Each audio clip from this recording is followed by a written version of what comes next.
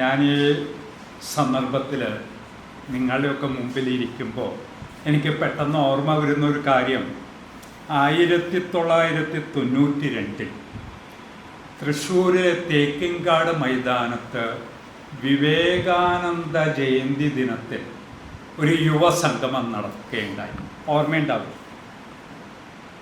അപ്പോൾ അന്ന് ഞാൻ സെൻറ് തോമസ് കോളേജിലെ വിദ്യാർത്ഥിയാണ്. തൃശ്ശൂർ സെൻറ് തോമസ് കോളേജിൽ പഠിച്ചുകൊണ്ടിരിക്കുമ്പോൾ കോളേജ് വിദ്യാർത്ഥികൾക്കായി ഒരു മത്സരം നടത്തി. വിവേകാനന്ദ സന്ദേശവും യുവജനങ്ങളും എന്ന് പറഞ്ഞിട്ട് അങ്ങനെ ഒരു സബ്ജക്റ്റിലാണ്. അതിൽ കേരളത്തിൽ 1ാം സ്ഥാനം എനിക്കായിരുന്നു. അപ്പോൾ ആ ചടങ്ങിൽ പുരസ്കാരം 1,00,000-ലേറെ ആൾക്കാർ പങ്കെടുത്ത യുവജനങ്ങൾ പങ്കെടുത്ത ആ ചടങ്ങിലെ പുരസ്കാരം ഏറ്റുവാങ്ങി 2 ദിവസം കഴിഞ്ഞ് പുരസ്കാരം തന്ന ആൾക്ക് കാണണമെന്ന് പറഞ്ഞിട്ട് ഞാൻ ചെന്നു. അപ്പോൾ അദ്ദേഹം അന്ന് ചോദിച്ചൊരു ചോദ്യമുണ്ട്, രാമകൃഷ്ണ മിഷൻ എന്തുകൊണ്ട് ഹിന്ദുക്കളല്ല എന്ന് പറഞ്ഞു. ഞാനന്ന് വിദ്യാർത്ഥിയാണ്. നമ്മൾ ചെയ്ത ഒരേ ഒരു തെറ്റെന്താ? പുരസ്കാരം 1ാം സ്ഥാനം വാങ്ങിയ എന്നോട് ചോദിച്ച ചോദ്യം, രാമകൃഷ്ണ മിഷൻ ഞങ്ങൾ എന്തുകൊണ്ട് ഹിന്ദുക്കളല്ല എന്ന് പറഞ്ഞു. പിന്നൊരു 2 വർഷം കഴിഞ്ഞ് ഞാൻ കോളേജ് അധ്യാപകനായി. അങ്ങനെയൊക്കെ വീണ്ടും ഇതേ വ്യക്തി എന്നോട് ചോദിച്ചു, നിങ്ങളുടെ രാമകൃഷ്ണ മിഷൻ എന്തുകൊണ്ട് ഹിന്ദുക്കളല്ല എന്ന് പറഞ്ഞു. നിങ്ങളുടേതായി. അപ്പം 3ാമത്തെ തവണ ചോദിച്ചപ്പോൾ അടുത്ത ഡിസംബറിൽ രാമകൃഷ്ണ മിഷൻ്റെ ഉപാധ്യക്ഷൻ ശ്രീമദ് സ്വാമി രംഗനാഥാനന്ദജി പുറനാട്ടുകര ആശ്രമത്തിൽ വന്നു അന്തർയോഗത്തിൽ. അപ്പം ഞാൻ അദ്ദേഹത്തിനോട് ചോദിച്ചു, രാമകൃഷ്ണ മിഷൻ ഹിന്ദുക്കളല്ല എന്ന് പറഞ്ഞു എന്നാ പറയണു.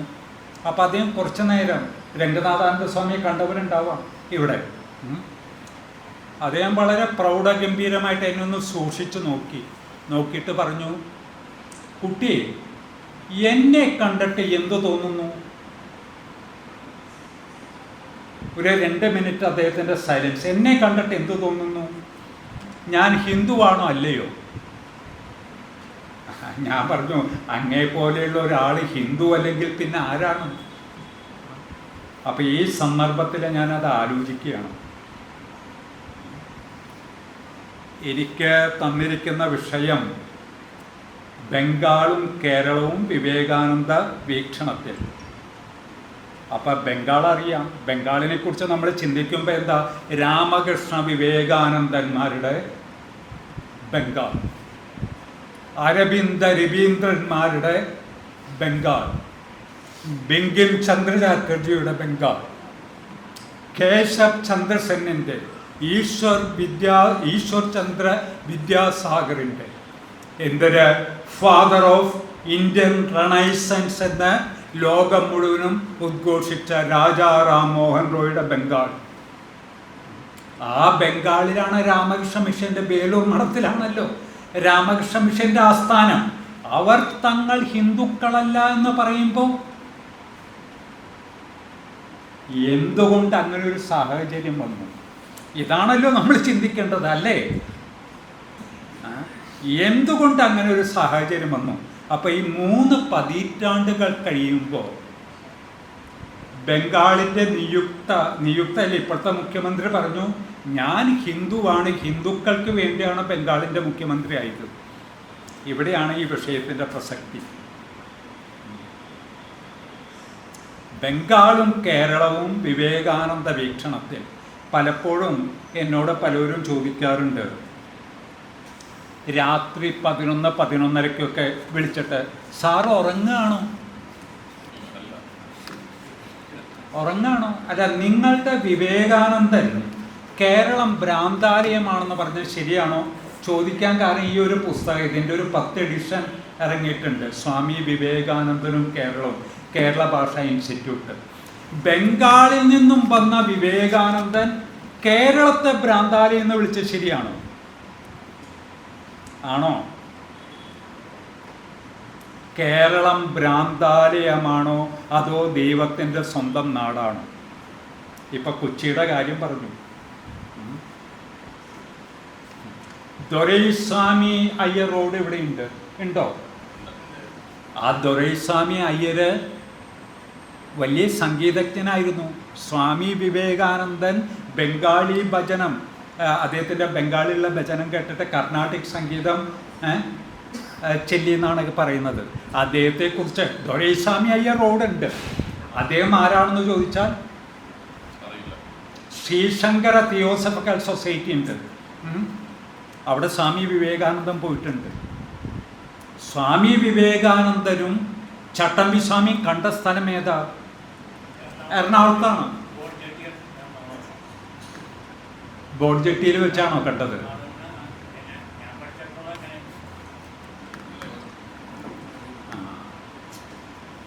അല്ല, നമുക്ക് ഒരാളെയും തെറ്റ് പറയാൻ പറ്റില്ല. ഇപ്പൊ കൊടുങ്ങല്ലൂരിൽ സ്വാമി വിവേകാനന്ദൻ വന്നു എന്ന് പറയുന്നു. കഴിഞ്ഞ 10-12 വർഷം നമ്മൾ 2012 മുതൽ അവിടെ ഒരു പരിപാടി അറേഞ്ച് ചെയ്യും. ഇവിടെ ഇരിക്കുന്നവർ ശ്രദ്ധിക്കണം, നമ്മൾ അറേഞ്ച് ചെയ്യുമ്പോൾ സ്വാമി വിവേകാനന്ദൻ ആ ഒരു ആൾത്തറയിൽ ഇരുന്നു എന്ന് നമ്മൾ ഐഡൻറ്റിഫൈ ചെയ്ത് അവിടെ ഇരിക്കുമ്പോൾ ഒരു ഗ്രൂപ്പ് വന്നിട്ട് പറയും, ഇവിടെയല്ല ഇരുന്നത്, അപ്പുറത്താണ് ഇരുന്നതെന്ന് പറയും. സ്വാമി വിവേകാനന്ദൻ തന്നെ പറയുന്നുണ്ട്, jealousy is an unerasable remark on the face of a slave. ഒരു അടിമയുടെ മുഖത്തെ മായാത്ത മുദ്രയാണ് അസൂയ. മലയാളികളെക്കാൾ കൂടുതൽ സഞ്ജയൻ പറഞ്ഞിട്ടുള്ളതാണ്, അഹന്തയ്ക്ക് അജ്ഞതയിൽ ജനിച്ച ദുർഭഗ സന്തതികൾ. ഏത് സഞ്ജയൻ? ഫലിത സാമ്രാട്ടായ സഞ്ജയൻ. അല്ലാതെ സഞ്ജയനും ശകുനിയും അങ്ങനെയുള്ള ആൾക്കാരൊന്നും അല്ല.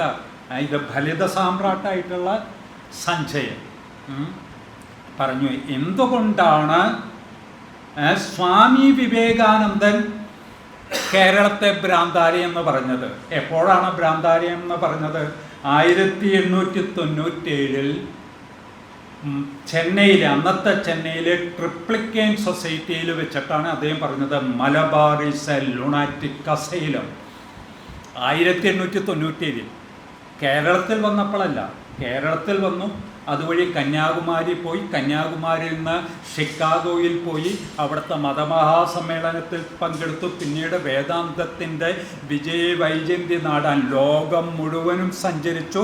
പിന്നെ അദ്ദേഹം വന്ന് കൊളംബോ മുതൽ അൽമോറ വരെയുള്ള പ്രഭാഷണ പരമ്പരയ്ക്കിടയിൽ ചെന്നൈയിലെ ട്രിപ്ലിക്കേൻ സൊസൈറ്റിയിൽ വെച്ച് 1897 സെപ്റ്റംബർ മാസത്തിലാണ് നടന്ന പ്രഭാഷണത്തിലാണ് പറഞ്ഞ Malabar is A lunatic asylum. ഇന്നിപ്പോൾ ദൈവത്തിൻ്റെ സ്വന്തം നാടാണെന്ന് പറയുന്നുണ്ട്. ഇതിപ്പോൾ അധ്യക്ഷ പ്രസംഗത്തിൽ കൊച്ചിയെ കുറിച്ചിട്ട് എന്താ പറഞ്ഞത്? കൊതുകിൻ്റെ ശല്യം.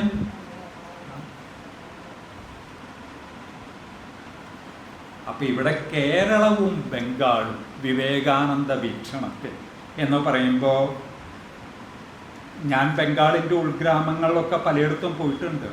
അപ്പം നമുക്ക് തോന്നും ബംഗാള് സാമ്പത്തികമായി തകർന്ന തരിപ്പണം. ശരിയാണ്, പഴയ ബ്രിട്ടീഷുകാർ ഉണ്ടാക്കിയ കെട്ടിടങ്ങൾ അതൊക്കെ കാണും, എല്ലാം കാണും. പക്ഷേ ഉൾഗ്രാമങ്ങളിൽ പോയി കഴിഞ്ഞിട്ടുണ്ടെങ്കിൽ അവിടെ കാളി മാതാവിൻ്റെ ഫോട്ടോ കാണാം, രാമകൃഷ്ണ പരമഹംസരുടെ ഫോട്ടോ കാണും. അതല്ലെങ്കിൽ മറ്റ് ചില ഇതിൽ സാക്ഷാത് ശ്രീകൃഷ്ണ പരമാത്മാവിൻ്റെ ഫോട്ടോ കാണാം, ചൈതന്യ മഹാപ്രഭുവിൻ്റെ ഫോട്ടോ കാണാം. എന്നാൽ എഴുത്തച്ഛൻ്റെ ഫോട്ടോകളുള്ള എത്ര മലയാളി ഗൃഹങ്ങളുണ്ട്? അപ്പം ബംഗാൾ സാമ്പത്തികമായി തകർന്നിട്ടുണ്ടാവാം, സാംസ്കാരികമായി അവർ ഒരുപാട് പിന്നോട്ട് പോയിട്ടുണ്ടാവാം. പക്ഷേ പവിത്ര സലിലയായ ബംഗാൾ, ആ ബംഗാളിൽ, ആ ഗംഗയുടെ പവിത്ര സലിലയായ ഗംഗയുടെ തീരത്തുള്ള ബംഗാൾ, ആ ബംഗാളിൻ്റെ പൈതൃകത്തെക്കുറിച്ചുള്ള അവരുടെ അഭിമാനം, അത് വിസ്മൃതമായിട്ടില്ല എന്നുള്ളതിൻ്റെ പരിണിത ഫലമാണ് രാജനൈതിക രംഗത്ത് ഇപ്പോൾ ബംഗാൾ വന്നിരിക്കുന്നത്. അപ്പോൾ സ്വാമി വിവേകാനന്ദൻ പറയുന്നു, ഭൗതികതയുടെ പൂഴിമണ്ണിൽ പടുത്തുയർത്തപ്പെട്ട എല്ലാ മണിമന്ദിരങ്ങളും ഒരു നാൾ ഈ ഭാരതത്തിൽ തകർന്ന തരിപ്പണമാവും. ബംഗാളികൾ അവരുടെ പൈതൃകത്തെ മറന്നിട്ടില്ല. പിന്നെ മറ്റ് പല കാര്യങ്ങളും, ഇപ്പം രാമകൃഷ്ണ വിവേകാനന്ദന്മാർക്ക് മുമ്പ് അവിടെ രാമപ്രസാദൻ ഉണ്ടായിരുന്നു, കമലാകാന്തൻ ഉണ്ടായിരുന്നു, അതിനു മുമ്പ് സാക്ഷാൽ ചൈതന്യ മഹാപ്രഭു ഉണ്ടായിരുന്നു. 1273 ബംഗാളിൽ അവസാനത്തെ ഹിന്ദു രാജാവ് ഉണ്ടായിരുന്നത്. ലക്ഷ്മികാന്ത് സെൻ എന്നാണ് പേര്. തുടർന്ന് നവാബുമാരുടെ ഭരണങ്ങൾ ഇതൊക്കെയായി. ഇപ്പോഴാണ് ഒരാൾ പറയുന്നത് ഞാൻ ഹിന്ദുക്കൾക്ക് വേണ്ടിയാണ് എൻ്റെ ഭരണം, ഞാൻ ഹിന്ദുവാണെന്ന് പറഞ്ഞ് 1273 ശേഷം ആണ് ഒരാൾ പറയുന്നത് ബംഗാളിൽ. ഇനി കേരളത്തിൽ അങ്ങനെ പറയണമെങ്കിൽ എത്ര കാലം കഴിയേണ്ടി വരും? നമുക്കൊക്കെ അത് കാണാൻ പറ്റൂ. എന്തുകൊണ്ടിത്? അപ്പം ഇത് തമ്മിൽ കമ്പയർ ചെയ്യുമ്പോൾ, കേരളവും ബംഗാളും തമ്മിൽ കമ്പയർ ചെയ്യുമ്പോൾ അതിൻ്റെ പൈതൃകം, ഈ നാടുകളുടെ പൈതൃകം, ഇപ്പോൾ തമിഴ്നാട്ടിൽ നടക്കാൻ പോകുന്നത് എൻ മൺ എൻ മക്കൾ. ഞാൻ കഴിഞ്ഞ ദിവസം കന്യാകുമാരിയിൽ നിന്ന് കളിയക്കാവള വരുന്നതിന് മുമ്പ് ബോർഡുകൾ, ചെറുപ്പക്കാരാണ് അതിൽ ബോർഡുകൾ തയ്യാറാക്കിയത്. കാരണം എൻ മൺ എൻ മക്കൾ, റീജിയണൽ ഹിസ്റ്ററി എന്ന് പറയുന്ന ചില കാര്യങ്ങളൊക്കെ ഉണ്ട്. അതിലേക്കൊക്കെ വന്നാൽ വളരെയധികം സമയം അതിലേക്ക് പോകും. അപ്പോൾ എന്തുകൊണ്ട് സ്വാമി വിവേകാനന്ദൻ കേരളത്തെ ഭ്രാന്താലയം എന്ന് വിളിച്ചു? അദ്ദേഹം ലോകം മുഴുവനും സഞ്ചരിച്ച ശേഷമാണ് ഇവിടെ വന്ന് പറയുന്നത്, മദ്രാശിയിൽ വന്ന് പറയുന്നത്. അപ്പം 1939 പിണറായിയിലെ പാറപ്പുറത്തെ വിവേകാനന്ദ വായനശാലയിൽ വെച്ചിട്ടാണ് കേരളത്തിലെ കമ്മ്യൂണിസ്റ്റ് പാർട്ടിയുടെ ആദ്യത്തെ മീറ്റിംഗ്, ഔദ്യോഗിക മീറ്റിംഗ്. ഡേറ്റ് നോട്ട് ചെയ്യണം, 1939 വിവേകാനന്ദ വായനശാലയിൽ വെച്ച്. അപ്പോൾ അതിൻ്റെ അർത്ഥം എന്താ? വിവേകാനന്ദ സന്ദേശം പ്രചരിച്ചിരുന്നു എന്നാണല്ലോ അതിൻ്റെ അർത്ഥം. 1902 പാലക്കാട് നല്ലേപ്പള്ളിയിൽ വിവേകാനന്ദ വായനശാല വന്നു. 1902 ജൂലൈ 4 സ്വാമി വിവേകാനന്ദൻ സമാധിയാവുന്നത്. ആദ്യം ആ ഡേറ്റ്, മാസം, വർഷം മാത്രമേ നമുക്ക് കിട്ടിയിട്ടുള്ളൂ, മാസം ഡേറ്റ് കിട്ടിയിട്ടില്ല. അപ്പോൾ ബംഗാളിലുണ്ടായ അതേ വിവേകാനന്ദ സ്വാധീനം കേരളത്തിലും ഉണ്ടായിരുന്നു. 1892 സ്വാമി വിവേകാനന്ദൻ വരുന്നു. മലബാർ എന്നാണ് അന്ന് അറിയപ്പെട്ടത്, പക്ഷെ അദ്ദേഹം മലബാറിൽ കൂടെ പോയിട്ടില്ല. പാലക്കാട്, ഷൊർണൂർ, തൃശ്ശൂർ, എറണാകുളം, തിരുവനന്തപുരം, ശുചീന്ദ്രം വഴി കന്യാകുമാരി പോകുന്നു.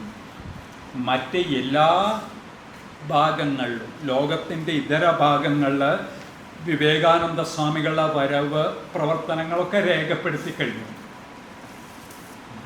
ഇപ്പം അമേരിക്കയിലെ മേരി ലൂയി ഫിലിപ്പ് എന്ന് പറഞ്ഞ ഒരു lady, Swami Vivekanandan unopen gift to the west, unopen gift to the west എന്ന് പറഞ്ഞ പുസ്തകം 4 വാല്യമാണ് ഇറങ്ങിയിരിക്കുന്നത്. കേരളത്തിലെ വിവേകാനന്ദ സ്വാമികളുടെ യാത്രയെക്കുറിച്ചും ഒക്കെ ഉള്ളത് ഈ പുസ്തകമുള്ളൂ. ഇത് തന്നെ തയ്യാറാക്കുന്നതിന് മുമ്പ് 2012 ഇത് തയ്യാറാക്കാൻ ഞാനൊരു യാത്ര നടത്തിയപ്പോൾ എന്നോട് ഒരാൾ ചോദിച്ചു, പാലക്കാട് മുതൽ തിരുവനന്തപുരം വരെയുള്ള യാത്ര ചെന്നപ്പോൾ എന്നെ ആളെ വിളിപ്പിച്ചിട്ട് വിട്ടിട്ട് ചോദിച്ചു, നിങ്ങളോട് ഈ യാത്ര നടത്താൻ ആര് പറഞ്ഞു? ഞാൻ പിന്നീടൊന്നും പറയുന്നില്ല, കാര്യം ഇതാണ് കേരളം. ഒന്ന് ആലോചിച്ചു നോക്കണം. പിന്നെ തുടർന്ന് ഞാൻ കാര്യങ്ങൾ, ഇതൊക്കെ പലർക്കും, എറണാകുളത്തുള്ള പലർക്കും അറിയാവുന്ന കാര്യങ്ങളാണ്. അപ്പം 125 വർഷം കഴിയും തോറും ഇപ്പോൾ ഇവിടെ അമരാവതിയിൽ, എറണാകുളത്ത് അമരാവതിയിൽ സ്വാമി വിവേകാനന്ദൻ പോയിട്ടുണ്ടെന്നാണ് ലേറ്റസ്റ്റ് കിട്ടുന്ന വിവരം. കാര്യം ഒരു സംസ്കൃത പഠന ഗ്രൂപ്പ് അവിടെ ഉണ്ടായിരുന്നു. ഇവിടുത്തെ പ്രബലമായിട്ടുള്ള ആൾക്കാരാണ് ഗൗഡ സരസ്വത ബ്രാഹ്മിൺസ് ഇവിടെ. അമരാവതി ഇതൊക്കെ ഈ ചരിത്രമെങ്കിലും ഈ സന്ദർഭത്തിൽ ഞാൻ സ്മരിക്കുന്നത് ഡി വിജയമോഹൻ എന്ന് പറഞ്ഞ് മലയാള മനോരമയിലൊരു പത്രപ്രവർത്തകൻ ഡൽഹി കേന്ദ്രീകരിച്ചിട്ടാണ് പ്രവർത്തിച്ചത്. അദ്ദേഹത്തിൻ്റെ ഒരു സചിത്ര ലേഖനം മനോരമയിൽ വന്നിരുന്നു. സംഘത്തിന് ഒരേയൊരു ഭൗതിക് പ്രമുഖ് ഹരിയേട്ടൻ.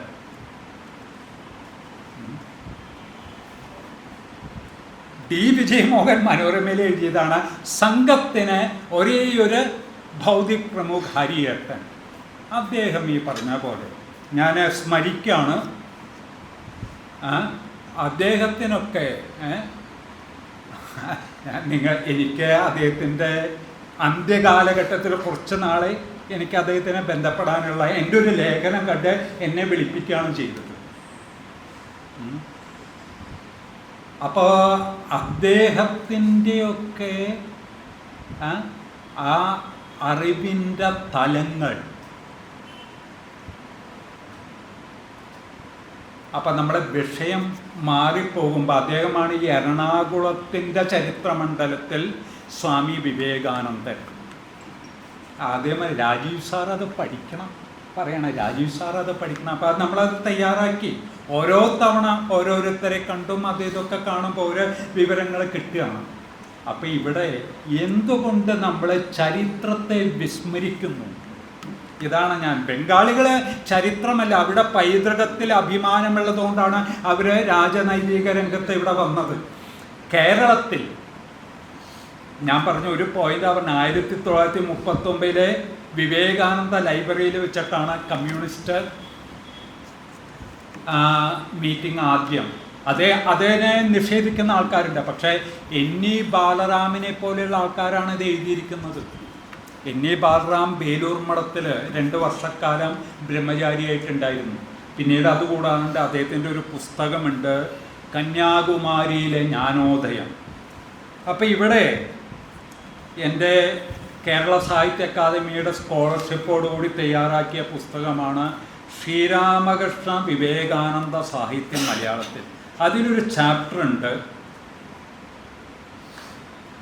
വിവേകാനന്ദ സാഹിത്യത്തിൻ്റെ സ്വാധീനത കമ്മ്യൂണിസ്റ്റ് ഹിന്ദുത്വ ചിന്താഗതിക്കാരിൽ. വിചാരകേന്ദ്രത്തിൻ്റെ വേദിയിൽ ഹിന്ദുത്വ ചിന്താഗതിക്കാരിൽ വിവേകാനന്ദ സ്വാധീനത്തെക്കുറിച്ച് പറയേണ്ട ആവശ്യമില്ല. കെ ദാമോദരൻ, ഭാരതീയ തത്വചിന്ത ഇന്ത്യയുടെ ആത്മാവ് എഴുതിയ കെ ദാമോദരൻ എഴുതുന്നതാണ്, മർദ്ദിത ജനതയെ സേവിക്കലാണ് യഥാർത്ഥ ബ്രഹ്മോപാസന എന്ന് പറഞ്ഞ ഇന്ത്യയുടെ ആദ്യത്തെ സോഷ്യലിസ്റ്റായിരുന്നു സ്വാമി വിവേകാനന്ദൻ. അങ്ങനെയൊക്കെ ഒരു കാലമുണ്ടായിരുന്നു ഇവിടെ. NE Balaram, K Damodaran, C Unniraja, Subramanian Thirumumbu, EMS, P ഗോവിന്ദപിള്ളവർ. അപ്പം ഇവരൊക്കെ EMS എഴുതിയിട്ടുണ്ട്. വിവേകാനന്ദ സ്വാമികളുടെ ആശയവാദത്തിനോട് ഞങ്ങൾക്കൊന്നും താല്പര്യമില്ലെങ്കിലും അദ്ദേഹം ഉയർത്തിയ സോഷ്യലിസ്റ്റ് ചിന്താഗതിയോട് ഞങ്ങൾക്കൊക്കെ താല്പര്യമുണ്ട്. അതിൽ നിന്നും ഭാരതീയമായ സോഷ്യലിസ്റ്റ് ചിന്താഗതിയിൽ നിന്നും മാറിയതുകൊണ്ടാണ് ഇപ്പം എന്താ ഉണ്ടായത്? പൈതൃകത്തെ വിസ്മരിക്കുന്ന ഒരു ജനതയ്ക്കും നിലനിൽപ്പില്ല എന്ന് ഭാരതീയ ചിന്തകന്മാർ മാത്രമല്ല പറഞ്ഞിരിക്കുന്നത്. മനസ്സിലാക്കണം. മണ്ണിനെ മറന്നുകൊണ്ട് എന്ത് നവോത്ഥാനം, എന്ത് വിപ്ലവം! മണ്ണിൻ്റെ, നമ്മൾ താമസിക്കുന്ന നാടിൻ്റെ മൈ വില്ലേജ് മൈ ഹെറിറ്റേജ് കേന്ദ്ര ഗവൺമെൻറ് കൊണ്ടുവരാൻ പോകുന്ന ഒരു സ്കീമാണ് എൻ്റെ ഗ്രാമം എൻ്റെ പൈതൃകം. അപ്പം ആരായാലും, ഏത് രാഷ്ട്രീയക്കാരനായാലും, ഏത് മതവിഭാഗത്തിൽപ്പെട്ട ആളായാലും ശരി, താൻ ജീവിക്കുന്ന മണ്ണിൻ്റെ പൈതൃകത്തിനോടുള്ള അറിവ് മാത്രമല്ല ആത്മാഭിമാനം. ഇവിടെ പലപ്പോഴും എന്താണ്ട് അവിടെയെന്ന് അറിയുള്ളൂ, അറിവില്ല, ആത്മാഭിമാനമുണ്ട്. എന്തുകൊണ്ട് നാം പരാജയപ്പെടുന്നു എന്ന് പറഞ്ഞാൽ ബുദ്ധിപരമായ സത്യസന്ധത ഒരു വിഭാഗത്തിനില്ല, പക്ഷെ അവർക്ക് ബുദ്ധിപരമായ സാമർഥ്യമുണ്ട്. ഞാൻ ഉപയോഗിക്കുന്ന പദം എന്താ? ഇൻ്റലക്ച്വൽ ഇൻറ്റ്യൂനിറ്റി, ബുദ്ധിപരമായ സത്യസന്ധത. അതിപ്പോൾ മലയാള രാജ്യത്തെ ഏത് സാംസ്കാരിക നായകരിലുള്ളത്? ഒന്ന് നോക്കൂ, ആർക്കള. എന്നാൽ ബുദ്ധിപരമായ സാമർഥ്യം അവർക്കുണ്ട്. ഇത് ബുദ്ധിപരമായ സാമർഥ്യം പോലും ഇല്ലാതെ കിടന്ന് അവിടെ ഇവിടെ കോടി നടന്നിട്ട് ഇപ്പം എന്തൊരു കാര്യം. അതും ഭക്തിയേക്കാൾ യുക്തിക്ക് പ്രാധാന്യം കൊടുക്കുന്ന കേരളമുണ്ട്. ഇപ്പം ബംഗാളിൽ ഞാൻ പറഞ്ഞില്ലേ, കാളികെട്ടും കാളിമാതാവും അവരുടെ ആത്മാവാണ്. നമ്മുടെ നാട്ടിൽ അങ്ങനെ എന്തെങ്കിലും ഭക്തിയല്ല. കേരളത്തിൽ യുക്തിക്കും വിഭക്തി എന്ന് പറഞ്ഞിട്ട് പാണ്ഡിത്യത്തിനൊക്കെയാണ് പ്രാധാന്യം. അങ്ങനെ ഒരു നാട്ടിൽ എങ്ങനെ ബംഗാളി സാഹിത്യം ബംഗാളികളെക്കാൾ കൂടുതൽ ഒരു കാലത്ത് കേരളത്തിലായിരുന്നു താല്പര്യം. M.N. റോയ് താഷ്കണ്ടിൽ കമ്മ്യൂണിസ്റ്റ് പാർട്ടി രൂപീകരിക്കാൻ പോയ ആൾ പിന്നീട് വിവേകാനന്ദ സാഹിത്യമൊക്കെ വായിച്ചതിൻ്റെ ഫലമായിട്ട് എന്തുണ്ടായി? റാഡിക്കൽ ഹ്യൂമനിസ്റ്റായി. കമ്മ്യൂണിസ്റ്റ് അല്ല, റാഡിക്കൽ ഹ്യൂമനിസം. എന്താണ് ഹ്യൂമനിസം? സ്വാമി വിവേകാനന്ദൻ പറയുന്നുണ്ട്, സ്നേഹാർദ്രമായ സഹാനുഭൂതിയാണ് എൻ്റെ മതം. പലതും നമുക്ക് പ്രസംഗിക്കാൻ പറ്റും. സ്വാമി വിവേകാനന്ദൻ്റെ വത്സല ശിക്ഷയായ ഭഗിനി നിവേദിത, ഈ നിവേദിതയെക്കുറിച്ചാണ് വിശ്വമഹാകവി രവീന്ദ്രനാഥ ടാഗോർ പറഞ്ഞത്. സ്വാമി വിവേകാനന്ദനാകുന്ന സൂര്യൻ ഉദിച്ചുയർന്നപ്പോൾ വിടർന്നു വന്ന വെൺതാമരയാണ് നിവേദിത. നിവേദിത ഒരു ഐറിഷ് ലേഡിയായിരുന്നു.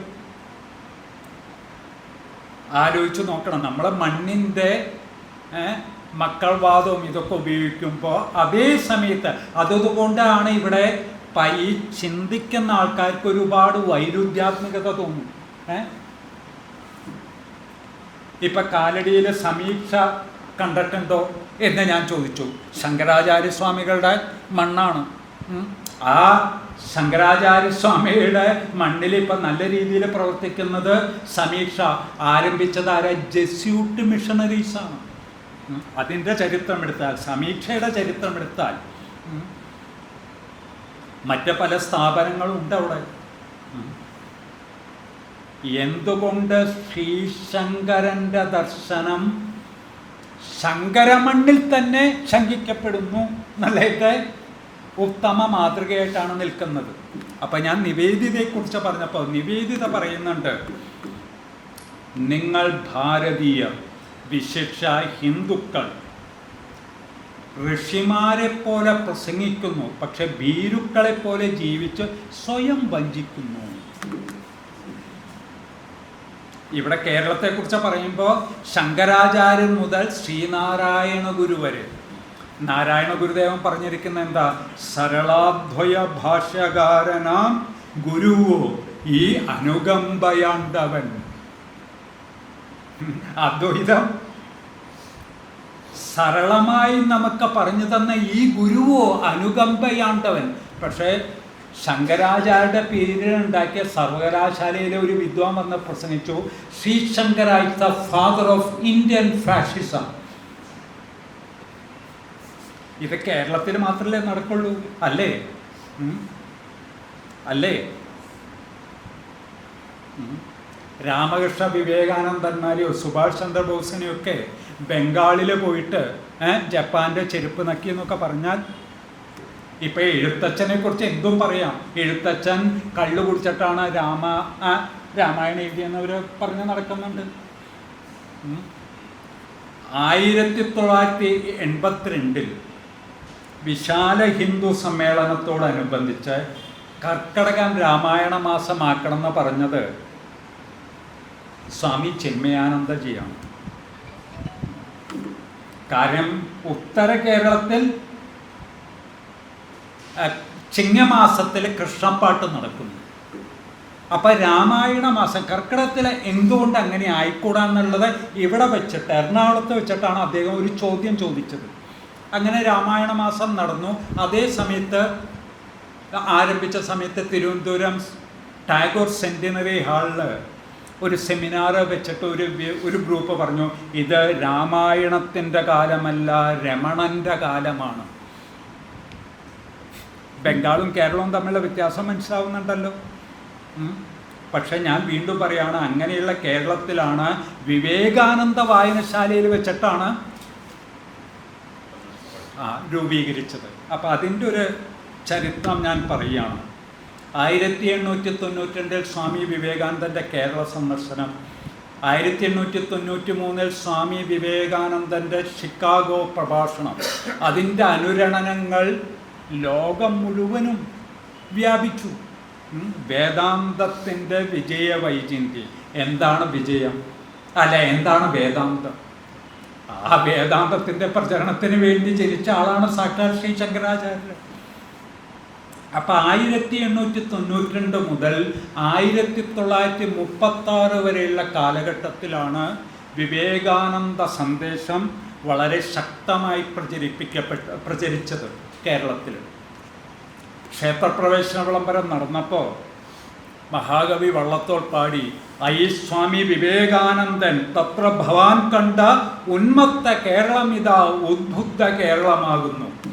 ഭ്രാന്താലയമായിരുന്ന കേരളം എങ്ങനെ തീർത്ഥാലയമായി തീർന്നു? മറ്റേ തിരുവിതാംകൂറിൻ്റെ ഗ്രന്ഥവരികളിലുണ്ട്. തിരുവിതാംകൂറിലെ ക്ഷേത്രപ്രവേശനം വിളംബരം നടത്താൻ സാധ്യമായത് ഏവോ അവരുടെ പ്രവർത്തനങ്ങളാണ്. ഏവോ എന്ന് പറഞ്ഞാൽ ആഗമാനന്ദ, വി എന്ന് പറഞ്ഞാൽ വാഗീശ്വരാനന്ദ, ഓ എന്ന് പറഞ്ഞാൽ ഓജസ്സാനന്ദ, എൻ എന്ന് പറഞ്ഞാൽ നിരഞ്ജനാനന്ദ. ആഗമാനന്ദ സ്വാമിയെ കുറിച്ച് കേട്ടിട്ടുണ്ടാവുമല്ലോ അല്ലേ? ബാക്കിയുള്ളവരെ കുറിച്ച് ആര് കേൾക്കാം? ഇത് ശ്രീരാമകൃഷ്ണ സംഘ സന്യാസിമാർ കേരളത്തിൽ 20 വർഷത്തെ പ്രയത്നം കൊണ്ട് ചെയ്തതാണ്. ഇതിപ്പോൾ വായിക്കേണ്ടവർ തന്നെ വായിക്കണില്ല. നേരെ മറിച്ച് കേരളത്തിലിപ്പോൾ ഒരു യൂണിവേഴ്സിറ്റിയിൽ ജീവചരിത്ര വിഭാഗമുണ്ട്. അവിടെ പഠിപ്പിക്കുന്നത് സ്വാമി അമർത്യാനന്ദൻ്റെ അർദ്ധവിരാമാണ്. അമർത്യാനന്ദൻ കേട്ടിട്ടുണ്ടോ? ഇല്ലാലേ? രാമകൃഷ്ണ മിഷന് വിട്ടുപോയ ആളാണ്. അർദ്ധവിരാമം. നമ്മൾ പൂർണ്ണവിരാമക്കാരുടെ ജീവചരിത്രം എഴുതിയിരിക്കുന്നത് അതാർക്കും വേണ്ട. ഞാൻ ഈ പ്രസംഗിക്കാൻ വരുമ്പോൾ ഈ പുസ്തകമൊക്കെ കൊണ്ടുവരുന്നത് പുസ്തകം എഴുതിയാൽ മാത്രം പോരാ, ഇത് വായിപ്പിക്കും വേണം. മാതൃഭൂമിയാണ് പ്രസിദ്ധീകരിച്ചത്. ഇത് വാങ്ങി വെക്കേണ്ടവർ പോലും വെക്കുന്നില്ല എന്ന് പറഞ്ഞാൽ ഒന്ന് ആലോചിച്ച് നോക്കണം. അതുകൊണ്ടാണ് എനിക്കിപ്പോൾ അതിലെ വലിയ വിഷമമൊന്നുമില്ല. എൻ്റെ പുസ്തകം വെച്ചില്ലെങ്കിൽ എനിക്കിപ്പോൾ എന്തോ ഒരു നഷ്ടമാണ്. എന്താണ്, എവിടെയാണ് നഷ്ടം സംഭവിക്കുന്നത്? ഒന്ന് ആലോചിച്ച് നോക്കണം. ആർക്കാണ് നഷ്ടമുണ്ടാകുന്നത്? കാരണം ഏവോൺ അവരുടെ പ്രവർത്തനങ്ങൾ, ആഗമാനന്ദ, വാഗീശ്വരാനന്ദ, ഓജസ്സാനന്ദ, നിരഞ്ജനാനന്ദ, ആരാണിവർ എന്ന് അന്വേഷിച്ചാൽ ആർക്കെന്ത്, ആർക്ക് എന്താ പറയാനുണ്ട്? നേരെ മറിച്ച് നിങ്ങൾ ചോദിക്കൂ, കമ്മ്യൂണിസ്റ്റ് പ്രസ്ഥാനം ഇവിടെ ആരംഭിച്ചത് ആരാന്ന് ചോദിച്ചാൽ നമ്മളടക്കം പറയില്ലേ? പി കൃഷ്ണപ്പിള്ളയെ കടിച്ച പാമ്പ് ഇത് TM ചുമാറിൻ്റെ ഇതാണ്. അതൊക്കെ നമുക്കറിയാം ഇല്ലേ? രാമകൃഷ്ണ പ്രസ്ഥാനം കേരളത്തിൽ 1911 1938 ഇടയിൽ 17 ആശ്രമങ്ങൾ, ആഗമാനന്ദ സ്വാമിയെ പോലെ, വസിഷ്ഠ ഗുഹയിലെ പുരുഷോത്തമാനന്ദപുരി സ്വാമിയെ പോലെയുള്ള 37 സന്യാസിമാരും. ഇത് ഉണ്ടാക്കിയത് ആര്?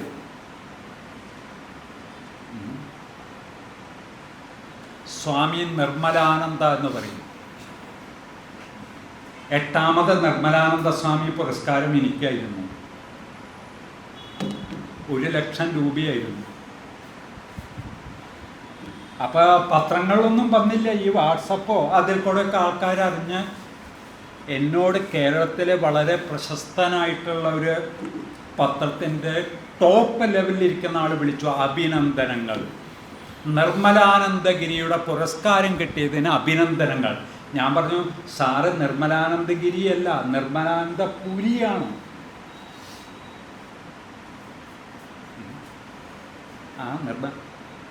ആ വൈദ്യൻ അങ്ങോട്ട് പേരിലുള്ള പുരസ്കാരമില്ലേ?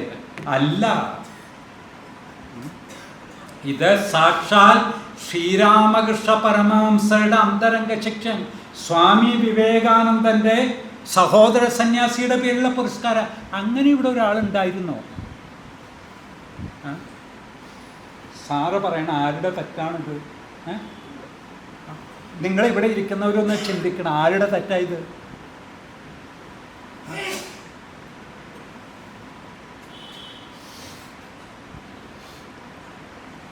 കേരളവും ബംഗാളും തമ്മിലുള്ള വ്യത്യാസം എന്താണ്? ഞാൻ കഴിഞ്ഞ ഒരു മാസക്കാലം ഈ ഇലക്ഷൻ ടൈമിൽ ബംഗാളിലുണ്ടായിരുന്നപ്പോൾ എന്നോട് ഇപ്പോൾ കേരളത്തിൽ നിന്നും ബംഗാളിലേക്ക് പോയി പിന്നീട് കേരളത്തിലേക്ക് മടങ്ങി വരാത്തൊരു രാമകൃഷ്ണ മിഷനിൽ ഒരു സ്വാമിയുണ്ട്. ഇപ്പോൾ അദ്ദേഹം വൈസ് പ്രസിഡൻ്റാണ്. വളരെ സെയിൻറ്റ്ലി സ്കോളർലി സ്വാമിയാണ്. അദ്ദേഹത്തിൻ്റെ പേര് സ്വാമി ഭജനാനന്ദം. അദ്ദേഹത്തിൻ്റെ പൂർവാശ്രമം ഈ പാറക്കടവാണ്. അപ്പോൾ അദ്ദേഹം എന്നോട് പറയുണ്ടായി, നിങ്ങൾ ബംഗാളിലായിരുന്നുവെങ്കിൽ അവർ നിങ്ങളെ തലയിലേക്ക് നടക്കും, ഇവിടെ കല്ലെറിയാതിരുന്നാൽ മതി. അല്ലെങ്കിൽ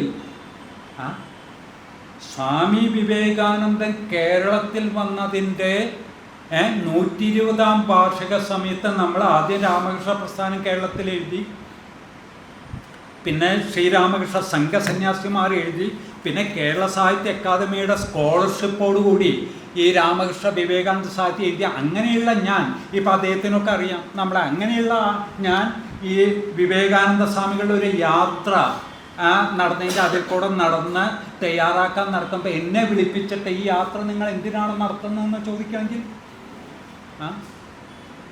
അപ്പം കേരളത്തിൽ പുതുപൗരോഹിത്യം, പുതുപുരോഹിതന്മാർ, അതൊന്നും കേരളം അംഗീകരിക്കില്ല ആരായാലും. അങ്ങനൊരു മാറ്റം ഇവിടെ ഉണ്ടായിട്ടുണ്ട്. ചട്ടമ്പിസ്വാമി പറഞ്ഞത് എന്താണെന്നറിയൂ? കപടബ്രാഹ്മണ്യത്തിൻ്റെ കുടിലതന്ത്രങ്ങൾ നടപ്പിലാക്കുന്ന കയ്യാളന്മാരുടെ പിന്നാലെയായി ഒരു വിഭാഗം, ഏത് വിഭാഗമാണെന്ന് ഞാൻ പറയില്ല, എന്തുകൊണ്ട് കേരളത്തിൻ്റെ അധപ്പതനത്തെക്കുറിച്ച്, കേരളത്തിൻ്റെ ചരിത്രം ഇത്രയധികം പഠിച്ച മറ്റൊരാളുമില്ല എന്ന് പറയുന്നവരാരാ? EMSനെയും പി ഗോവിന്ദനെ പോലെയുള്ളവരാണ്. വിചാരകേന്ദ്രക്കാർ മനസ്സിലാക്കേണ്ടതാണ്. കേരളത്തിൻ്റെ ചരിത്രം സത്യസന്ധമായി പഠിച്ചിട്ടുള്ളത് ചട്ടമ്പിസ്വാമിയെ പോലെ വേറൊരാളുമില്ല. അദ്ദേഹം പറയുന്നതാണ്, ബ്രാഹ്മണ്യത്തെക്കുറിച്ചല്ല, കപട ബ്രാഹ്മണ്യത്തിൻ്റെ കുടിലതന്ത്രങ്ങൾ നടപ്പിലാക്കുന്ന കയ്യാളന്മാരായി ഒരു വിഭാഗം. അപ്പോൾ 1892 സ്വാമി വിവേകാനന്ദൻ കേരളത്തിൽ വരുന്നു. 1888 ശ്രീനാരായണ ഗുരുദേവൻ്റെ മഹത്തായ അരുവേപ്പുറം പ്രതിഷ്ഠ. 1936 ക്ഷേത്രപ്രവേശന വിളംബരം നടക്കുന്നു. എവിടെ? തിരുവിതാംകൂറിൽ. 1947 കൊച്ചിയിൽ ക്ഷേത്രപ്രവേശന വിളംബരം നടക്കുന്നത്. മലബാർ ബ്രിട്ടീഷ് ഗവൺമെൻറ്റിൻ്റെ കീഴിലായതുകൊണ്ട് അവിടെയൊക്കെ കുറേ സ്വാതന്ത്ര്യമുണ്ടായിരുന്നു. ഇതാണ് കേരളത്തിൻ്റെ സത്യസന്ധമായ ചരിത്രം. അപ്പോൾ നമുക്കാര് ആരാധനാ സ്വാതന്ത്ര്യം നൽകി? നമുക്കാര് വിശ്വാസ സ്വാതന്ത്ര്യം നൽകി? ഈ കാലഘട്ടത്തിലാണ് രാമകൃഷ്ണ വിവേകാനന്ദ സന്ദേശം കേരളത്തിൽ പ്രചരിച്ചത്. 1936 ശങ്കര ജയന്തി ദിനത്തിലാണ് കാലടിയിൽ അദ്വൈതാശ്രമം സ്ഥാപിച്ചത്. അതും ഇന്നും ശങ്കര ദർശനം ഇത്രയ്ക്കധികം ശങ്കിക്കപ്പെടുന്ന ഒരു നാട് കേരളം മാത്രമാണ്. നവോത്ഥാനത്തിൻ്റെ ദാർശനിക തലം എന്താണ്? നാരായണ ഗുരുദേവൻ അദ്ദേഹത്തിൻ്റെ ശിഷ്യൻ ബോധാനന്ദ സ്വാമിയോട് ചോദിക്കുന്നുണ്ട്. ആ കാര്യം ഞാൻ പറയുന്നില്ല. താണിശ്ശേരി ലഹള കേട്ടുണ്ടോ? നവോത്ഥാന സംരംഭമായിട്ടാണ് കൊണ്ടുപോയി നടക്കുന്നത്. അതിന് നേതൃത്വം കൊടുത്ത വേലായുധൻ, പിന്നീട് അദ്ദേഹം ബോധാനന്ദ സ്വാമികളായി തീരുന്നുണ്ട്. ബോധാനന്ദ സ്വാമികളോട് സ്വാമി നാരായണ ഗുരുദേവൻ ചോദിക്കുന്നുണ്ട്, വിക്ഷോഭകരങ്ങളായ പ്രക്ഷോഭങ്ങൾ ഒരു വേദാന്തിയുടെ മാർഗമാണോ?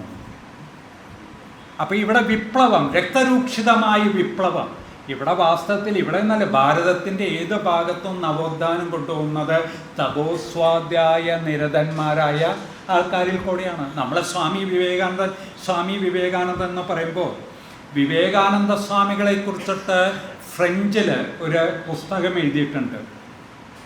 എഴുതിയത് നോബൽ സമ്മാന ജേതാവും പ്രശസ്ത ജീവചരിത്രകാരനുമായ റൊമേൻ റൊളാങ് ആണ്.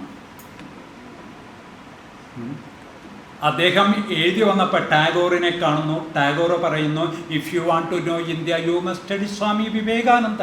ബംഗാളിൻ്റെ അല്ല, കേരളത്തിൻ്റെ ആധ്യാത്മിക ചരിത്രം, ആധുനിക ലോകത്തിൻ്റെ ആധ്യാത്മിക ചരിത്രം നമുക്ക് മനസ്സിലാക്കണമെങ്കിൽ വിവേകാനന്ദനെ കുറിച്ച് പഠിക്കണം. അതാണ് ടാഗോർ റൊമേൻ റോളണ്ടിനോട് പറഞ്ഞത്. റോളണ്ട് ഭാരതത്തിൻ്റെ സ്വാതന്ത്ര്യ സമരം, അതിന് നേതൃത്വം കൊടുക്കുന്ന ഗാന്ധിജിയെ കുറിച്ച് പുസ്തകം എഴുതാനാണ് വന്നത്. ടാഗോറിനെ കണ്ടപ്പോൾ ഇന്ത്യയെ പഠിക്കണമെങ്കിൽ വിവേകാനന്ദ സ്വാമിയെ കുറിച്ച് പഠിക്കണം എന്ന് പറയുന്നു. സ്വാമി വിവേകാനന്ദനെ പഠിക്കണമെങ്കിൽ എന്ത് വേണം? രാമകൃഷ്ണ പരമഹംസരെ കുറിച്ച് പഠിക്കണം. അപ്പം അദ്ദേഹം എഴുതിയ പുസ്തകത്തിൻ്റെ, റൊമേൻ റൊളാങ് എഴുതിയ പുസ്തകത്തിൻ്റെ ആദ്യ വരിയാണ്, നരേന്ദ്രനാഥ ദത്തൻ രാമകൃഷ്ണ പരമഹംസരെ കണ്ടെത്തിയപ്പോൾ ലോകം പരമഹംസരെ കാണുകയായിരുന്നു. കേരളത്തിൽ ഇതൊക്കെ നടന്നിട്ടുണ്ട്. രാമകൃഷ്ണ പരമഹംസരുടെ ഒരു വചനമാണ്, ഭക്തന്മാർക്കിടയിൽ ജാതിയില്ല. ഇപ്പം ഹരിയേട്ടൻ്റെ ഒരു പ്രഭാഷണം ഞാൻ നേരിട്ട് കേട്ടപ്പോൾ അദ്ദേഹം പറഞ്ഞു, Swami Agamananda is the first undeclared Sanghchalak of Kerala. അദ്ദേഹം പറഞ്ഞതാണ്. ആഗമാനന്ദ സ്വാമിയുടെ കാലടിയിലെ അദ്വൈതാശ്രമത്തിലാണ് സംഘത്തിൻ്റെ ആദ്യകാലത്തെ ബൈഠക്കുകളും. അവിടെ എന്താ അക്കാലത്ത് എന്താ? ഭക്തന്മാർക്കിടയിൽ ജാതിയില്ല. ഇവിടെ നമ്മളെ മലയാളികൾക്ക് എത്രത്തോളം ഭക്തിയുണ്ട്? സമൂഹത്തിൽ നിന്നും ജാതി ഇല്ലാതായിട്ടുണ്ടാവാം, പക്ഷെ മനുഷ്യ മനസ്സിൽ നിന്നും ജാതി ഇല്ലാതായി തീർന്നിട്ടുണ്ടോ? അപ്പം ഈ നവോത്ഥാന പ്രക്രിയ എന്ന് പറഞ്ഞാൽ ഒരു ആധ്യാത്മിക അടിസ്ഥാനത്തിലുള്ളതായിരുന്നു. എൻ്റെ ഈ പഠനങ്ങളിൽ നിന്നും ഗവേഷണം ഇതിൽ നിന്നും വരുന്നത്, വിവേകാനന്ദ സ്വാധീനം 1892 1938 ഇടയിൽ. നിർമ്മലാനന്ദ സ്വാമി സമാധിയാവുന്നു 38. പിന്നീട് സ്വാമി വിവേകാനന്ദൻ്റെ ജന്മശതാബ്ദിയോടനുബന്ധിച്ചാണ് വിവേകാനന്ദ സാഹിത്യം മലയാള ഭാഷയിലേക്ക് പരിഭാഷപ്പെടുത്തുന്നത്. അപ്പം സംഘ സാഹിത്യം എന്ന് പറഞ്ഞാൽ എന്താ? ഒന്ന് ആലോചിച്ചു നോക്കാം. ഗുരുജിയുടെ സാഹിത്യ സർവസ്വൊക്കെ ഈ അടുത്താണല്ലോ ഇറങ്ങിയിരിക്കുന്നത്. അതിലും എന്തായിരിക്കും? അഖണ്ഡാനന്ദ സ്വാമികളുടെ ശിഷ്യനാണല്ലോ ഗുരുജി ഗോൾവാൾക്കർ. അപ്പം വിവേകാനന്ദ സാഹിത്യവും രാമകൃഷ്ണ വചനാമൃതവും മാറ്റിവെച്ചുകൊണ്ട് ഒരു സംഘസാഹിത്യം ഉണ്ടോയെന്ന് ചോദിച്ചാൽ, ഇപ്പം ഇവിടെയും പ്രധാന പ്രശ്നം എന്താ? രാമകൃഷ്ണ വിവേകാനന്ദന്മാരുടെ സാഹിത്യം പ്രചരിപ്പിക്കണം. അതിനല്ലേ is it Ramakrishna Math or Ramayana Math? ആ ചോദ്യം എപ്പോഴാണ് വന്നതെന്നറിയോ?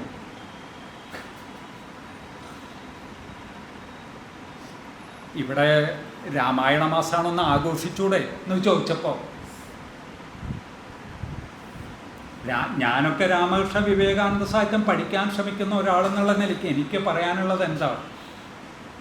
രാമകൃഷ്ണ വിവേകാനന്ദ സാഹിത്യത്തിലൂടെ പുരാണീതിഹാസങ്ങളിലേക്കും വേദോപനിഷത്തുകളിലേക്കും കടക്കാൻ സാധാരണക്കാരന്, സംസ്കൃതം അറിയാത്തവർക്ക് ഒരു അവസരം കിട്ടി.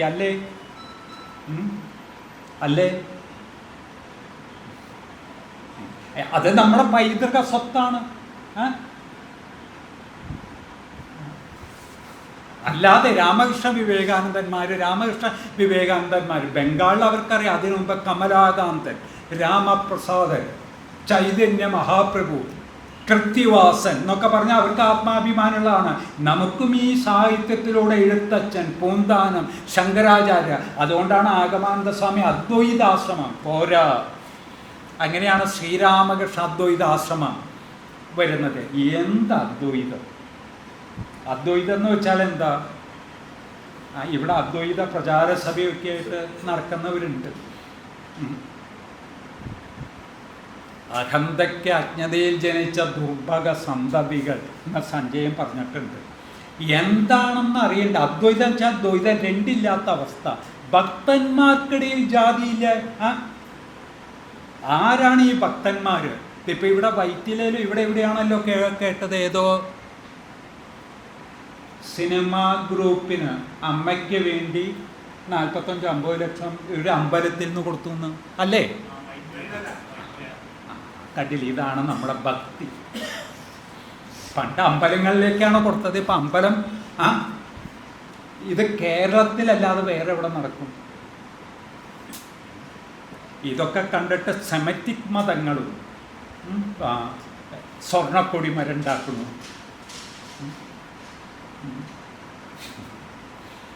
അപ്പം ഇവിടെ ഞാൻ പറയുന്ന യഥാർത്ഥ ഭക്തി, അതുകൊണ്ടാണല്ലോ ക്ഷേത്രപ്രവേശന വിളംബരമൊക്കെ ഉണ്ടായത്. നമുക്കാര് ആരാധനാ സ്വാതന്ത്ര്യം നൽകി, നമുക്കാര് വിശ്വാസ സ്വാതന്ത്ര്യം നൽകി?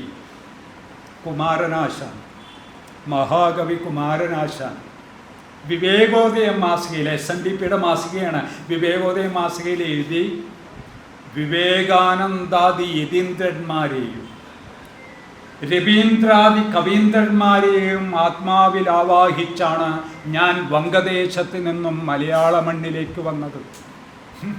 ഒന്ന് ആ വാചകം ഒന്ന് ശ്രദ്ധിക്കൂ. വിവേകാനന്ദാദി യതീന്ദ്രന്മാരെയും രവീന്ദ്രാദി കവീന്ദ്രന്മാരെയും ആത്മാവിൽ ആവാഹിച്ചാണ് ഞാൻ മലയാള ദേശത്തിലേക്ക് വന്നത്. ആരാണ് എഴുതിയത്? നാരായണ ഗുരുദേവന്റെ ചിന്നസ്വാമി എന്നറിയപ്പെട്ട കുമാരനാശാൻ. ഡോക്ടർ പൽപ്പോ അദ്ദേഹത്തെ സംസ്കൃതത്തിൽ ഉപരിപഠനത്തിന് ബംഗാളിലേക്കാണ് പറഞ്ഞയച്ചത്.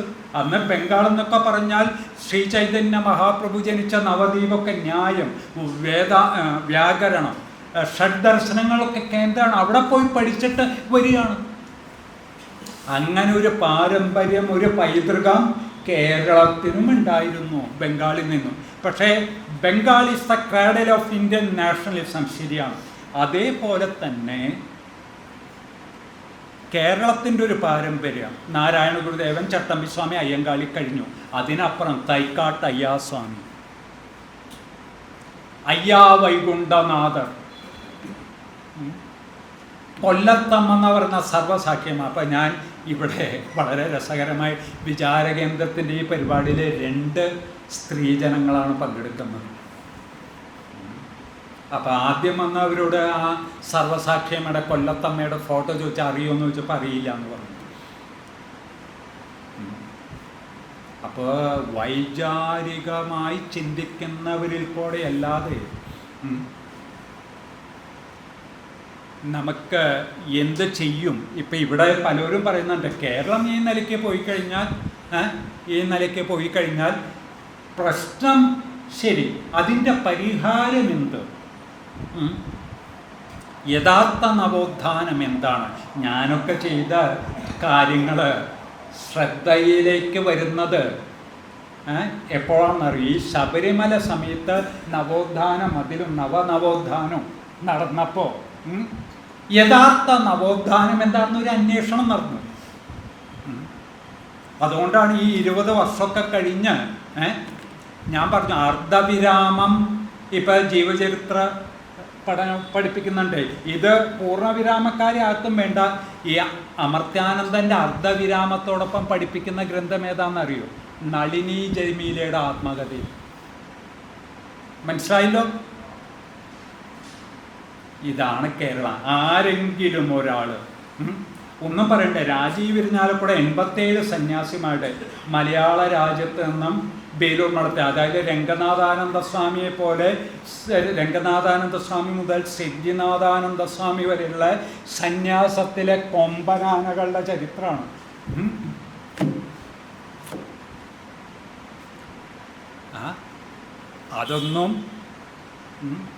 അതൊന്നും ആർക്കും വേണ്ട. പക്ഷെ കുട്ടികൾ, വരുന്ന തലമുറ പഠിക്കുന്നത് അർദ്ധവിരാമവും നളിനി ജമീലയുടെ ജീവചരിത്രം. ആരെങ്കിലും ഒരാൾ, എനിക്കൊന്നും അതിനെ എതിരെ ഒന്നും ചെയ്യാൻ പറ്റില്ല. കാരണം ഞാൻ 1 man ആർമിയാണ്. അതുകൊണ്ടാണ് ഇതൊക്കെ ചെയ്യാനും പറ്റിയിട്ടുള്ളത്. അല്ലെങ്കിൽ ആരുടെയൊക്കെ പെർമിഷൻ വാങ്ങേണ്ടി വരും.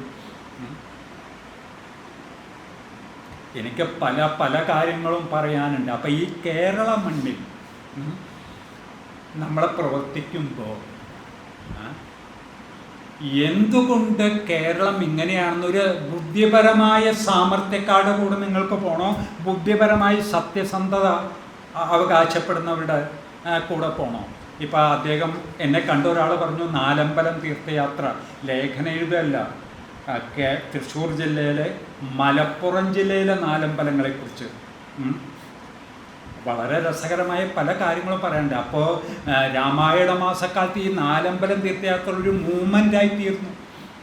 അങ്ങനെ അമ്പലങ്ങളിൽ നിന്നും ആശ്രമങ്ങളിലേക്ക് ഞാൻ വന്നു. സന്യാസിമാരുടെ ജീവചരിത്രം ഇതൊക്കെ നോക്കിയപ്പോൾ യഥാർത്ഥ നവോത്ഥാനം കേരളത്തിൽ നടപ്പിലാക്കിയത് ആരാണ്? അമ്പലങ്ങളാണോ ആശ്രമങ്ങളാണോ? പുരോഹിതന്മാരാണോ ആചാര്യന്മാരാണോ സന്യാസിമാരാണോ?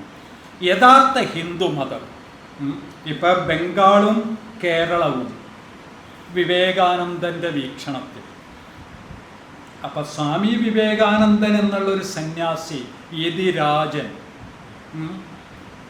സ്ഥാപകായ ജധർമ്മസ്യ സർവധർമ്മസ്വരൂപിണി അവതാരവരിഷ്ഠായ രാമകൃഷ്ണായ ദേ നമ. രാമകൃഷ്ണ പരമഹംസരെക്കുറിച്ച് സർവധർമ്മസ്വരൂപനാണ്.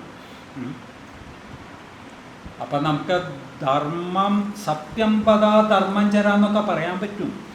പക്ഷെ ഇവിടെ പലരും സത്യത്തിൽ നിന്ന് വ്യതിചലിക്കും, ധർമ്മത്തെ വധിക്കുകയാണ് ചെയ്യുന്നത്. രാമകൃഷ്ണ പരമഹംസർ സർവധർമ്മങ്ങളുടെയും സ്വരൂപൻ. അദ്ദേഹത്തിൻ്റെ ശിക്ഷനോ നമശ്രീ യതിരാജായ വിവേകാനന്ദ സ്വരൂപിണി. വിവേകത്തിൽ ആനന്ദം കൊള്ളുന്നവൻ്റെ ജീവിതവും സന്ദേശവും ഒരു കാലഘട്ടത്തിൽ, ഞാനിവിടെ കേരളത്തെ പറയുകയാണ്, 1892 മുതൽ 1936 വരെ ആ കാലഘട്ടത്തിൽ പ്രചാരമായിരുന്നു. ആ കാലത്തിലൊന്നും ജനിച്ചവരല്ല ഇവിടെ ഇരിക്കുന്നത്. അതുകൊണ്ട് ഞാനൊക്കെ പറയും, രാമകൃഷ്ണ പ്രസ്ഥാനത്തിൻ്റെ സുവർണ കാലഘട്ടത്തിൻ്റെ അന്ത്യകാലഘട്ടത്തിൽ ജനിച്ച ആളാണ് നമ്മൾ. 1963 വിവേകാനന്ദ ജന്മശതാബ്ദിയോടനുബന്ധിച്ച് വിവേകാനന്ദ സാഹിത്യം മലയാളത്തിൽ പരിഭാഷപ്പെടുത്തി. അതുകൊണ്ട് എന്തുണ്ടായി? ഞാൻ ഈ പുസ്തകത്തിൽ എഴുതിയിട്ടുണ്ട്, കുട്ടിക്കൃഷ്ണമാരാർ പറയുന്നുണ്ട്, വിവേകാനന്ദ സാഹിത്യം വേദാന്തമസ്തകത്തിലേറിയ രാജഹംസങ്ങളെ സൃഷ്ടിച്ചു. എന്താണ് സൃഷ്ടിച്ചത്? മാരാർ ശ്രീരാമനെ പ്രതിക്കൂട്ടിൽ കയറ്റുകയും കർണനു വേണ്ടി സാക്ഷിക്കൂട്ടിൽ കയറുകയും ചെയ്ത മാരാർ. പുരോഗമന സാഹിത്യകാർ പറഞ്ഞതാണ്. എങ്ങനെയാണ് പുരോഗമന സാഹിത്യം ഇവിടെ വളർന്ന് വലുതായത്? അതിന് പ്രതിരോധം സൃഷ്ടിക്കാൻ ഇവിടുത്തെ സനാതനധർമ്മ സാഹിത്യകാർക്ക് സാധിക്കുന്നുണ്ടോ? ഞാൻ ഈ സന്ദർഭത്തിൽ പറയാൻ പറ്റുമെന്നറിയില്ല, ഞാൻ പറയുകയാണ്. എന്നിരുന്നാലും ഒരു സ്ത്രീ എനിക്ക്, സാറിൻ്റെ യൂട്യൂബ് ഒന്ന് കാണണം, സാറിനെ പോലെയുള്ളവർ കണ്ട് പറയണം. ഞാൻ കണ്ടപ്പോൾ 50,000 പേരൊക്കെ കണ്ടിട്ടുണ്ട്. പക്ഷെ അതിൻ്റെ കമൻറ്റിലൊന്ന് അടിച്ചപ്പോൾ, അറിയാതെ അടിച്ചതാണ്, നോക്കിയപ്പോൾ എഴുതിയിരിക്കുന്നതാണ്, your talk is as beautiful as you are. നാമം ചെല്ലുന്നത് പോലെ എഴുതി വച്ചിരിക്കുകയാണ്. ഞാൻ ഉടനെ അത് ബ്ലോക്ക് ചെയ്തു. ഇതാണ് ഇന്നത്തെ കേരളത്തിൽ മാരാർ, ഭാരത പര്യടനയ്ക്ക് മാരാർ എഴുതിയിരിക്കുന്നതാണ്. മാരാർ എങ്ങനെ സനാതനധർമ്മത്തിൽ വന്ന അവസാനം ശരണാഗതിയാണ് എഴുതിയത്. ഭക്തിയിൽ ശരണാഗതി. എന്താ കാരണം? ശ്രീരാമകൃഷ്ണ പരമഹംസരുടെ തിരുവായ്മൊഴിയും വിവേകാനന്ദ വാഗ്മയങ്ങളും അദ്ദേഹം പഠിച്ചിട്ട് അദ്ദേഹം എഴുതിയതാണ്. വിവേകാനന്ദ സാഹിത്യം മലയാളത്തിൽ എന്തുണ്ടാക്കി? വേദാന്തമസ്തകത്തിലേറിയ രാജഹംസങ്ങളെ സൃഷ്ടിച്ചു. ഇതേപോലെയുള്ള രാജഹംസങ്ങളെ കണ്ടില്ലേ? അപ്പം എനിക്ക് പറയാനുള്ളത്, കുട്ടിക്കൃഷ്ണമാരാർ തന്നെ പറഞ്ഞിട്ടുണ്ട്, രാജഹംസങ്ങളിരിക്കുന്ന സ്ഥലത്ത് കണ്ട കുട്ടികളെല്ലാം കയറിയിരിക്കുമ്പോൾ എല്ലാവർക്കും സഹതാപം തോന്നും, അല്ലേ? പിന്നെ മാരാർ എഴുതുന്നത്, കഴുകന്മാർ കയറാതിരിക്കട്ടെ എന്ന് നമുക്ക് പ്രാർത്ഥിക്കാം. ഇപ്പം നമ്മളുടെ സ്ഥിതി ഇതാണ്. ഹിന്ദുക്കൾ എന്തുകൊണ്ട് വെള്ളം കോരികളും വിറക് വെട്ടികളാകുന്നു? കുറേ പണം ഉണ്ടാക്കി കഴിഞ്ഞാൽ നവോത്ഥാനോ ഹിന്ദുക്കളോ ഉയരോ? എത്ര കോടിക്കണക്കിന് രൂപയാണ് ഓരോ വിദ്വാൻമാരുണ്ടാക്കണമെന്ന് അറിയോ?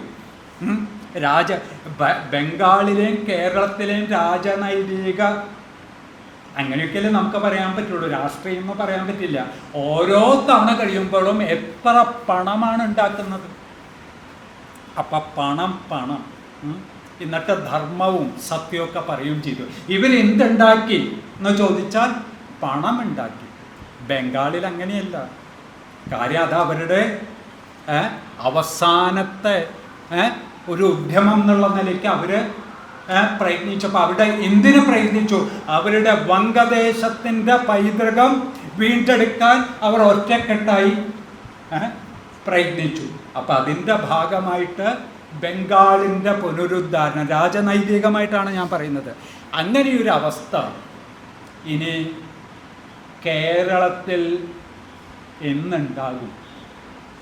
ദൈവത്തിൻ്റെ സ്വന്തം നാടെന്നാണ് പറയുന്നത്. പക്ഷേ സ്വാമി വിവേകാനന്ദൻ 1.25 നൂറ്റാണ്ടിന് മുമ്പ് വന്നപ്പോൾ കണ്ട കേരളം ഭ്രാന്താലയത്തിൽ നിന്നും ദൈവത്തിൻ്റെ സ്വന്തം നാടായിട്ടിട്ടുണ്ടോ? വിവേകാനന്ദ വീക്ഷണത്തിലാണ് ചോദിക്കുന്നത്. നിർത്തുന്നു. നന്ദി, നമസ്കാരം.